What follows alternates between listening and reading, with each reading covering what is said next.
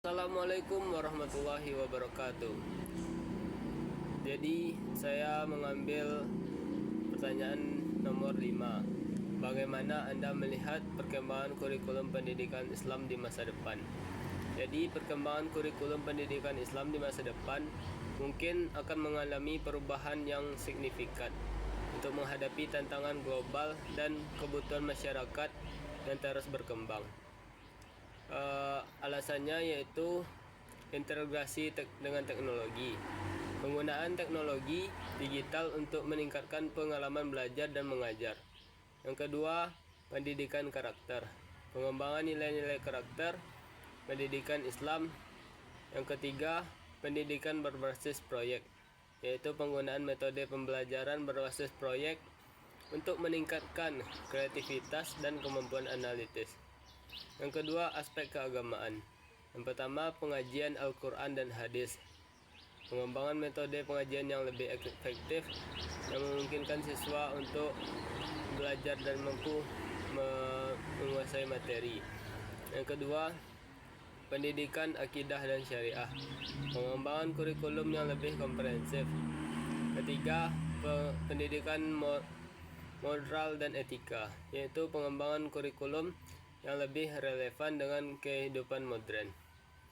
Selanjutnya, strategi implementasi. Yang pertama, pelatihan guru untuk meningkatkan kemampuan dan kompetensi. Yang kedua, pengembangan sumber daya. Pengembangan sumber daya seperti buku teks dan bahan ajar.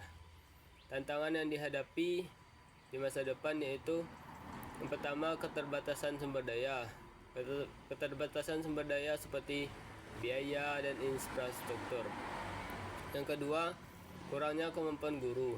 Kurangnya kemampuan guru dalam mengajar bisa menyebabkan terjadinya tantangan di masa depan. Yang keempat, perubahan sosial dan budaya. Yang ketiga, perubahan sosial dan budaya. Perubahan sosial dan budaya yang mempengaruhi pendidikan. Yang keempat, keterbatasan teknologi seperti infrastruktur dan teknologi.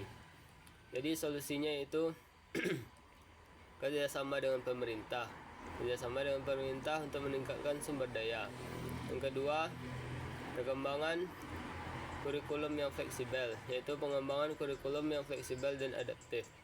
Yang ketiga, penggunaan teknologi untuk meningkatkan efisiensi dan efektivitas. Yang keempat, pengembangan komunitas pendidikan untuk meningkatkan kualitas. Yang kedua, apa saja faktor-faktor yang mempengaruhi perubahan tersebut dan bagaimana kita harus mempersiapkannya.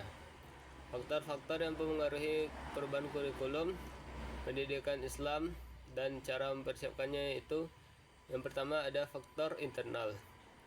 Jadi faktor internalnya itu perubahan kebutuhan. Yang pertama adalah kebutuhan masyarakat.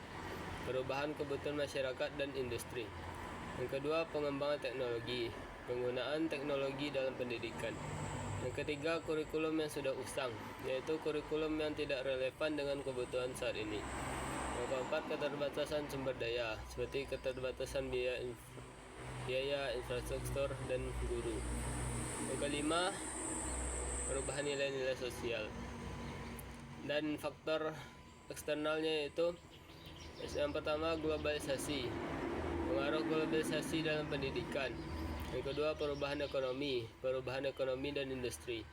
Yang ketiga, perkembangan ilmu pengetahuan dan teknologi. Yang ketiga, faktor psikologis. Yang pertama, motivasi dan kemampuan guru. Yang kedua, minat siswa. Yang ketiga, klimat sekolah. Yang keempat, dukungan orang tua. Yang kelima, keseimbangan emosi. Persiapan yang dilakukan yaitu yang pertama, analisis kebutuhan. Yang kedua, pengembangan kurikulum. Yang ketiga, pelatihan guru. Yang keempat, penggunaan teknologi. Yang kelima, kerjasama dengan lembaga. Strategi implementasinya yaitu sebagai berikut. 1. Pengembangan tim untuk mengimplementasikan perubahan. Yang kedua, komunikasi efektif dengan stakeholder. Yang ketiga, pengembangan rencana aksi. Pengembangan rencana aksi untuk implementasi. Dan yang keempat, pemantauan dan evaluasi. Pemantauan dan evaluasi proses implementasi. Dan yang kelima, pengembangan sistem pendukung. Seperti pengembangan sistem pendukung untuk siswa dan guru. Jadi itulah jawaban dan pertanyaan dari pertanyaan kurikulum pendidikan Islam. Sekian dari saya. Assalamualaikum warahmatullahi wabarakatuh.